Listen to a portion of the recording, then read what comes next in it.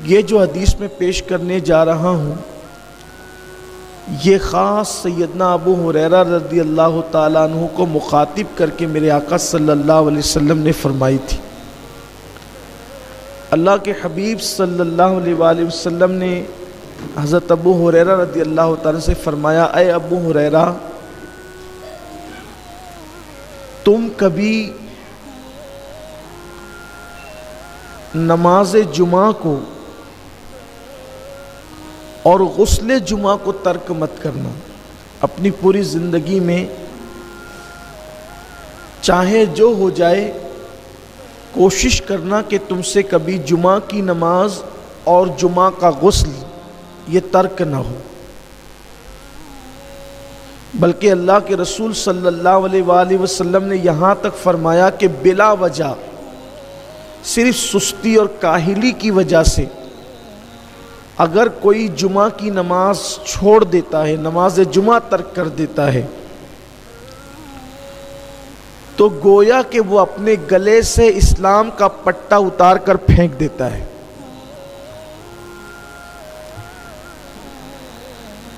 اس لیے جمعہ کی نماز کبھی ترک نہیں کرنا۔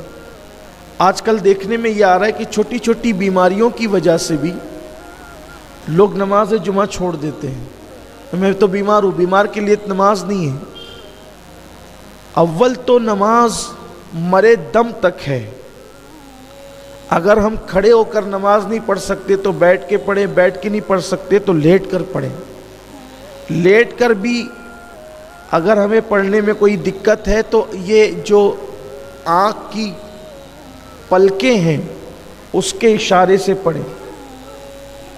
اسی لیے آپ دیکھیں کہ انسان کے جب سارے اعضاء ناکام ہو جاتے ہیں تو آخری تک کی آنکھ کی پلکیں کام کرتی ہے تاکہ آپ اس کے اشارے سے نماز پڑھ سکیں۔ چھوٹی چھوٹی چیزوں میں لوگ نماز جمعہ کو چھوڑ رہے ہیں، اور یہ چیز بھی بڑی بھیانک ہے کہ جمعہ کی نماز کے لیے مسلمانوں پر یہ لازم اور واجب ہے کہ جب اذان جمعہ ہو، اذا نودی للصلاة من یوم الجمعہ فاسعوا الی ذکر اللہ وذروا البیع، کہ جب تم اذان جمعہ سنو، تمہارے کانوں میں جمعہ کی اذان پہنچے تو اپنے کاروبار کو بند کر دو اور اللہ کے ذکر کے لیے مسجدوں کی طرف دوڑ پڑو۔ جمعہ کے دن حکم ہے کہ آپ جس مسجد سے جمعہ کی نماز پڑھنا چاہتے ہیں، جس مسجد میں پڑھنا چاہتے ہیں، اگر اس مسجد کی اذان کا وقت ہو جائے تو آپ کو اس وقت کاروبار چھوڑ دینا لازمی ہے۔ یہ جو خطبے تک لوگ آتے رہتے ہیں نا، یہ بدترین بدعت ہے۔ دور رسالت میں ایسا نہیں تھا، اور قرآن کا حکم یہی ہے کہ جب اذان جمعہ سنو سب چھوڑ کر کے مسجد کی طرف دوڑ پڑو اللہ کے ذکر کے لیے۔ تو سیدنا ابو ہریرہ رضی اللہ تعالیٰ عنہ سے میرے آقا صلی اللہ علیہ وسلم نے فرمایا کہ غسل جمعہ کبھی ترک نہیں کرنا اور نماز جمعہ کبھی ترک نہیں کرنا۔ لقمان حکیم نے بھی اپنے بیٹے کو کہا تھا کہ بیٹا کبھی جمعہ کا غسل نہیں چھوڑنا۔ یہاں تک روایتوں میں آیا کہ جو مسلسل غسل جمعہ کرتا ہے اللہ اسے 70 بیماریوں سے اور بلاؤں سے محفوظ فرماتا ہے۔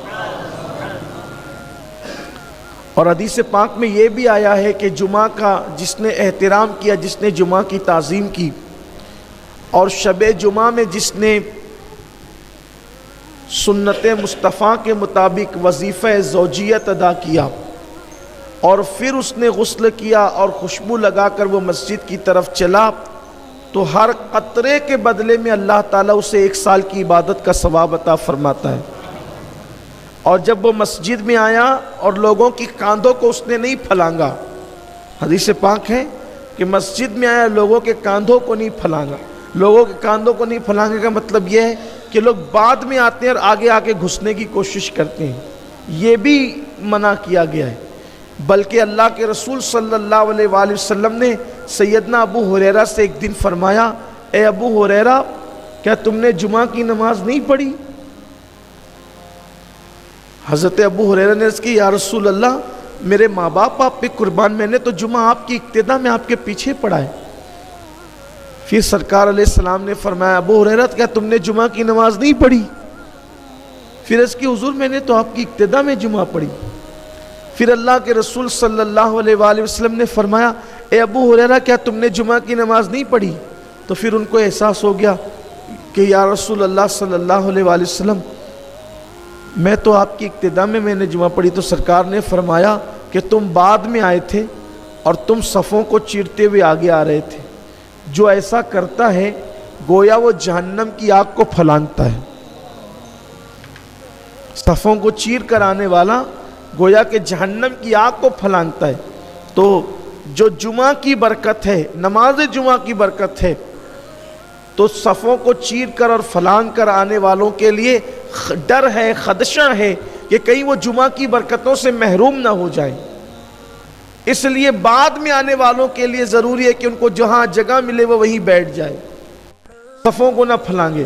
اور پہلے آنے والوں کے لیے ضروری ہے کہ وہ آئے تو اولین صف میں بیٹھے تاکہ پیچھے سے آنے والوں کو پھلانگنا نہ پڑے، ورنہ وہ جمعہ کی برکتوں سے محروم رہیں گے۔ لوگ جو ہے وہ آتے ہیں پیچھے بیٹھتے ہیں، اپنی سہولت سے بیٹھتے ہیں، دیوار کا ٹیک لگا کر کے بیٹھتے ہیں، لوگوں کی پوزیشن یہ ہوتی ہے۔ تو اس لیے جب جمعہ کی نماز کے لیے آؤ تو صفوں کو پھلانگ کر مت آؤ، جہاں جگہ ملے وہیں پر بیٹھ جاؤ، اور جو پہلے آئے وہ آگے آ کر کے بیٹھے۔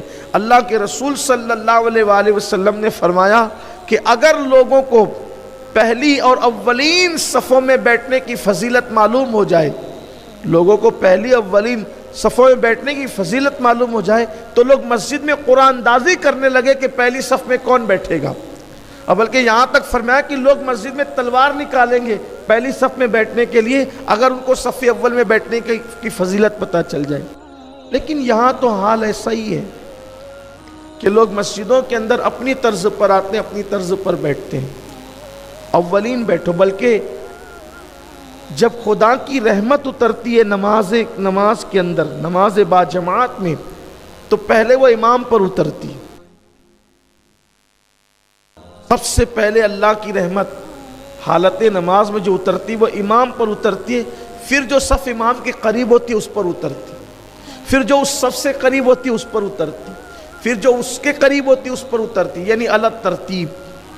اسی لیے صف اول میں نماز پڑھنا یا اولین صفوں میں نماز پڑھنا یہ بہت برکت کی چیز ہے۔